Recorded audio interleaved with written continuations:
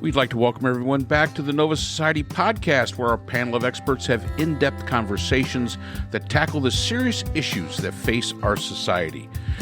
This is our first episode of Season 3, and the Nova Society is happy to be welcoming Dr. Priscilla Hobbs, a cultural anthropologist, to the Nova Society team. She will be joining us in future conversations as we look at all of the issues that the world faces.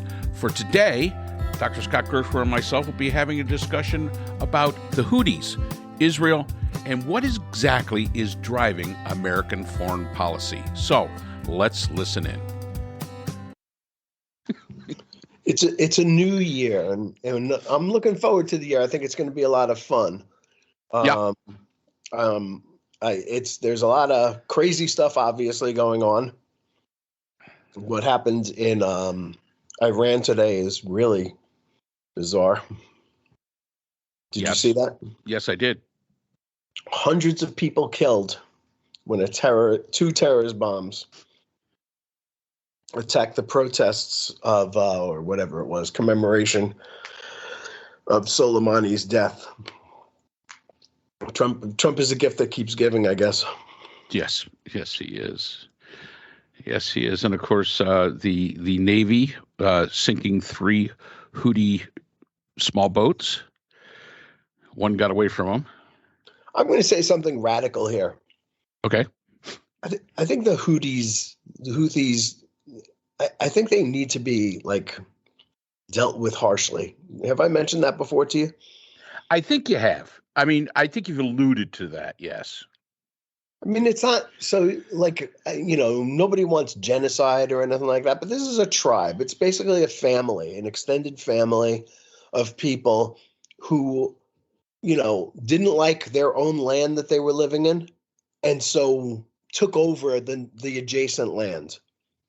They did exactly what Putin is doing, and they're not strong enough to really oppose us. I don't understand why we don't deal with them more harshly than we have. And I say that as a person who believes in peace, and as a person who believes in reconciliation and not extreme violence. But there are times when you have to send a message to people that you can't mess with the entire world from your perch on the edge of the Saudi Peninsula. And I think that message could be sent, and it's not being sent right now, and that it really needs to be sent. And I hate to say it, but I really do believe that. So why do you think it's not being sent? Well, I think that most of us want to live in peace and want to do the minimum that we have to do to send these messages or protect the fleets of ships that are going past there, and that you want to do the bare minimum rather than take extreme measures. But in this particular case, I think that extreme measures are called for. And again, the reason for that is that they've been nothing but aggressive. They've been, it's like the warlord thing. They just make war on their own people or their neighbors. And, they're just not strong enough to do that without us taking action against them. And I really do think that we should take action against them. And it's obvious that Somalia is not strong enough to deal with them. Yeah. So is this another? Do you think we should take direct action, or do you think it's something that we should try to help prop up the Somalian government to deal with their own internal issues?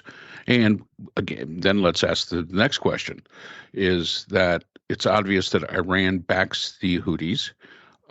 Is this simply an effort in the United States not to poke Iran any further?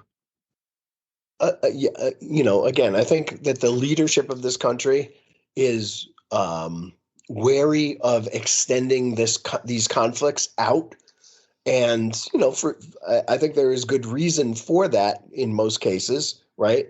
We don't want the Middle East to become a war zone, but Um, and I would not, just to answer your first question, I would not enable the Somalis to take action themselves, because the Somalians have proven that they're against the world when the world comes into Somalia, and they'll unite to fight against that. But then once they're back in their own, they're fighting amongst one another. And again, tribes are a very, very strong social structure. Absolutely. That we tend to underestimate because we don't really have them here, for the most part. And we don't really think about tribal structures as being a social unit of great importance around the world. And I think we should.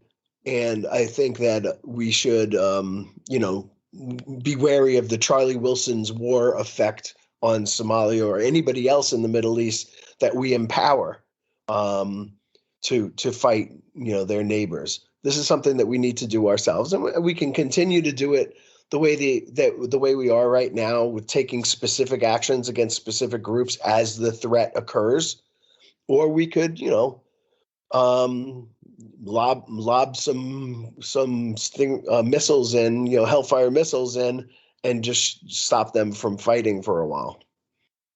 Well, I guess, and again, I think one of the main deterrents, and I don't know if it's a deterrent, but one of the reasons that the United States isn't taking more decisive action is this could end up being another area where the United States has a consistent presence all the time, to be able to open that up so that they can get to the Suez Canal.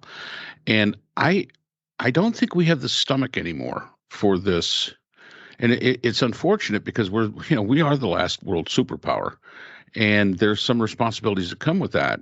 And I don't think we have the stomach to be the world's policeman anymore, even though it is impacting our economy. And I think that's I think Afghanistan kind of took that out. I think, the war against terror, as they called it, that Bush started.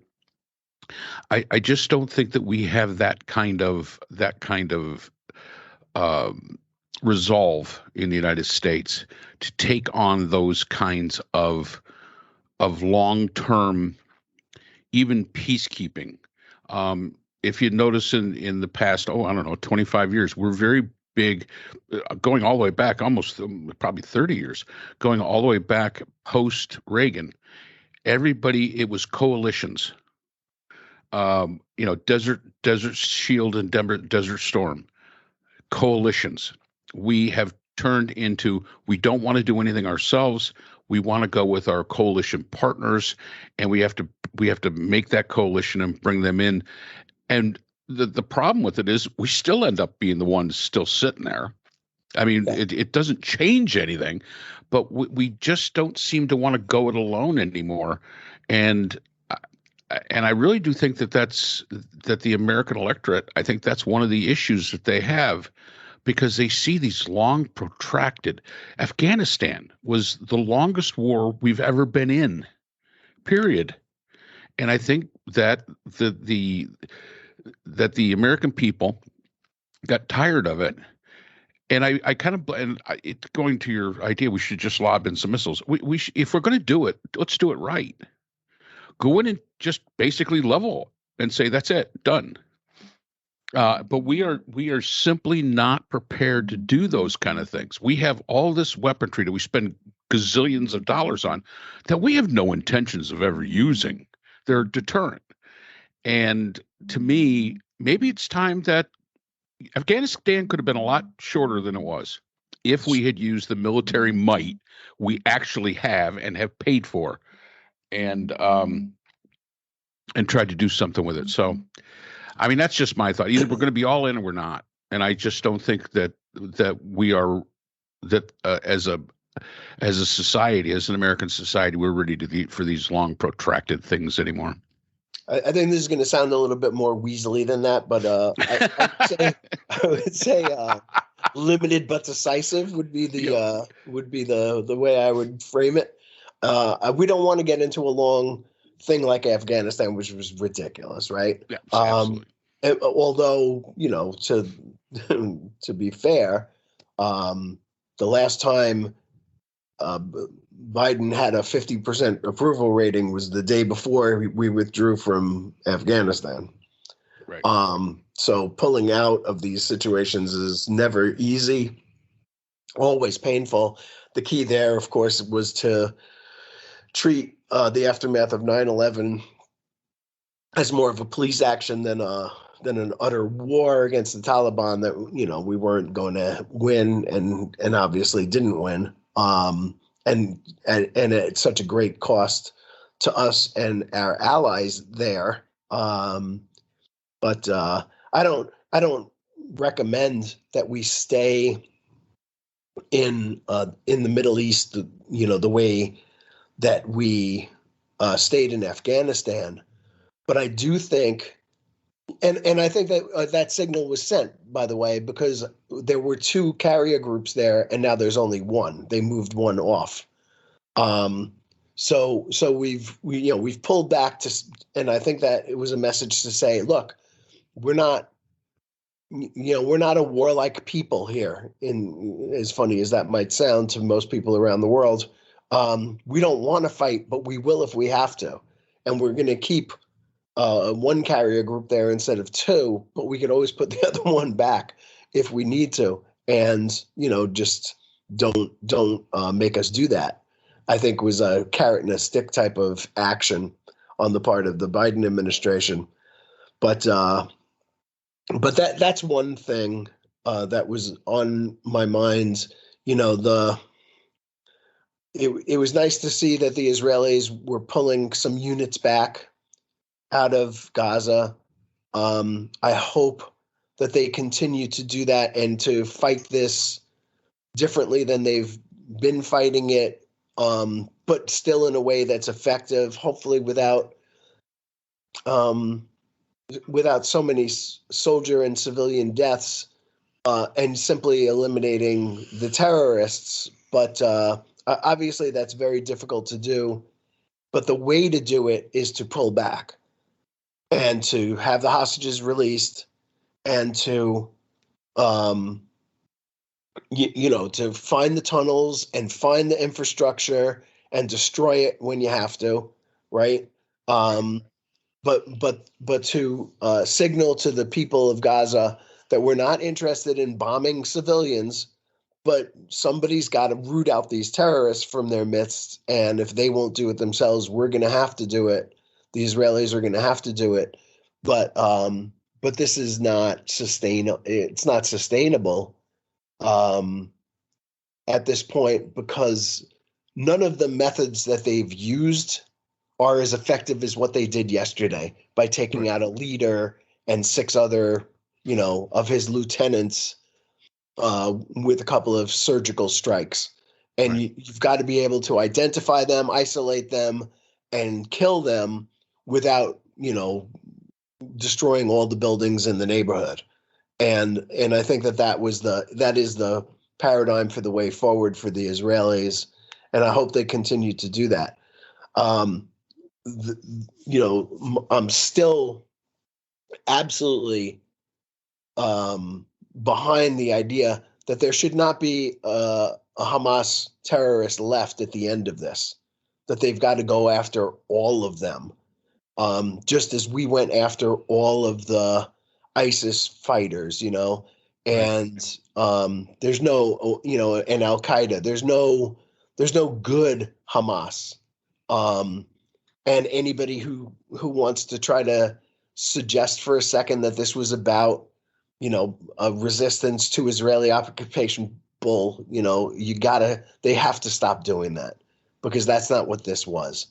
And they need to be eliminated, but they need to be eliminated carefully. Right. And it brings up the idea, and it always confused me, because you and I both study conflict, proportional response.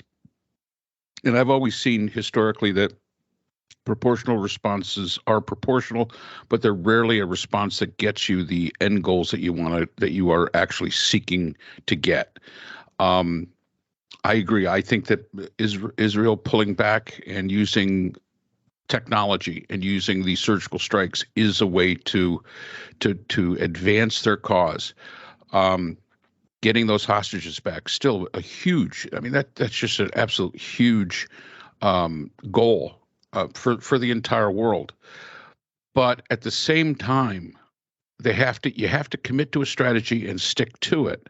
I think that the strategy that they were enacting for the last, well, about month, I don't think it got the results that they wanted, because the world is sitting around going, wait a minute, this has got to be proportional. You've got civilians, you've got this, you've got that that are like the untouchable. You cannot. You've got to be more surgical about things. And I always said, whenever you use the military, especially the Army or the Navy, they're not scalpels. They're sledgehammers. That's what they are. They're not designed to be scalpels. So I agree with you that there is no such thing as good Hamas. I think it's going to be very difficult for them to get all of the terrorists, because right now you have no idea how many there are.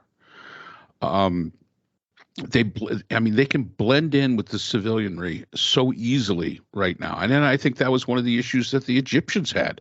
Okay, we'll open up the gates and let people into the Sinai, but we can't tell who's the good guy and who's the bad guy. Everybody, nobody's got a little sign on their head that says, "Ooh, I'm one of the bad guys." So I think that's a difficult. I think that's a difficult ask. But again, taking out the leadership, taking out the infrastructure. I think the infrastructure is very, very important to take out, because whenever you take out command and control and infrastructure, that weakens an organization. But at the same time, I agree that some of this should be put upon the Palestinian people in Gaza. You know what, guys? You got to clean your own house too. You can't just say, "Oh, well, we're innocent civilians." You put them in place. You did not stop them. And I understand they're the bad guys are the ones with the guns. I get that part. But you outnumber them, supposedly. You outnumber them, and there is strength in numbers. And you have the capacity. You could have come to the rest of the world for help, and you did not. And what happened on October 7th happened, and as a group of people, you're paying the price for that. If that is not enough of an incentive to rethink and to take back control, I want to see a two-state solution. I want to see a Palestinian area that can live in peace with its neighbors, and that the people of Palestine can flourish. But if you haven't figured it out yet, Hamas is not the direction you can go. You can't do that. So yeah, it does come back to the same thing to the people. You get the government you deserve. And this is one of those cases. But we'll see. We'll see how this goes, as far as if Israel sticks with it, with what they're doing now. I think it is a good idea that they do. I don't think it's exactly the direction the war hawks over there in that coalition really want to see across the board. But I mean, hopefully it'll be a little bit more. It'll be a lot more successful than what they've been doing in the past. And to the idea of the carrier group, my attitude is one carrier group from the United States is more than enough to take care of anything over there. 2 was overkill. And I think, as you say, it was meant to send a message. We can do overkill. Yeah. If you want, we got carriers. We got more carriers than the rest of the world combined. We can send carrier groups at just at our discretion. But I think one carrier group in the Mediterranean, I think that's more than enough to deal with any issues that they've got right now as far as Israel. But again, what are they being really used for? They're just kind of there. Well, their destroyers are, taking care of the Houthi Navy, as it were, as best they can, and they're gonna continue to do what they need to do to keep the shipping lanes open, and they're gonna do what they need to do to stop them from shooting drone, using drone attacks and so on against Israel. And they should, we should do that. But I think that I think that at this point, we need to start working towards peace. And I was troubled when the war cabinet was supposed to get together to discuss next steps after the war. And instead they're having to force themselves to skip that conversation now because they may be at war with Lebanon. They may be at war with more proxies from Iran, and they have to plan for those things. It's not a good situation to be fighting a 7-front war for a country as small as Israel. No, that was an interesting development when the spokesman came out and said this might expand into Lebanon, and my first thought was, even as capable as the Israeli military is, I mean, fighting a 2, 3, 4-front war is that's tough for anybody. Yeah, I mean that's tough for anyone. And historically, 2-front wars generally, if you fight them, you don't win. I mean, with Israel, they could be fighting on all fronts of their homeland, and that will test, and that will probably require somebody like the United States to get more involved, which in turn would cause other countries that support Iran and those countries to get more involved. This is something, and when it first happened, somebody mentioned it on the news that this could turn into a world war type of situation, and it's true, it could. If all of the players just react, and if more players get involved more than they already are, yeah, I could see this escalating into something far bigger. Well, hopefully it doesn't happen. Hopefully. I'm not one of those people who walks around going cooler heads will prevail. But but right now it hasn't yet, and when you still have the opportunity to pull back to the point where it doesn't, and rather than rush blindly into situations that you can't get yourself out of, because we all know that it's easier to start wars than it is to finish them. That you've made your point. You're going to continue to kill your enemies, but you need to start backing up and start thinking about what the next thing is for this region, which needs to include Saudi Arabia and Israel getting back to the table. Maybe that's naive, but it's really the only way forward. Yeah, it does require some more long-term thinking, and unfortunately, politicians have a bad tendency to only think short-term, and that's an issue they're going to have to overcome, especially in the Middle East, because as it's always been an area of conflict, and with the United States now seemingly being unwilling to be the world's policeman in anything long and protracted, this could change the way these kind of conflicts evolve, because we know that we don't want to get in a protracted long-term thing. So does Iran. So does Russia. So does China. So does all of them. They all know that this is something that we don't want to do, and if we're reluctant to do it, that gives it a little bit more impetus to be able to do these things. And we'll continue this conversation in our next episode. So that's all the time we have for today's episode. The Nova Society is a production of the Phoenix Research Institute. We'd like to thank our sponsors for this episode. BH Conflict Resolution Services, a full-service dispute resolution firm offering expert and cost-effective mediation services to couples, groups, and businesses. BHCRS can be reached at www.bhcrs.com. We'd also like to thank our podcast partners, Buzzsprout, who hosts the Nova Society, Audacity, our editing partners, and Podkite, who does all of our analytics. iHeartRadio, where people get their music and podcasts, Apple iTunes, the largest source for music and podcasts on the internet, Spotify, the most popular source for the Nova Society. The Nova Society is available on all of these and other quality platforms. We'd like to thank all of our listeners. Without you, the Nova Society would not be possible. If you have a comment, question, or would like to be a guest on the Nova Society, we can be reached at nova.society.podcast@gmail.com.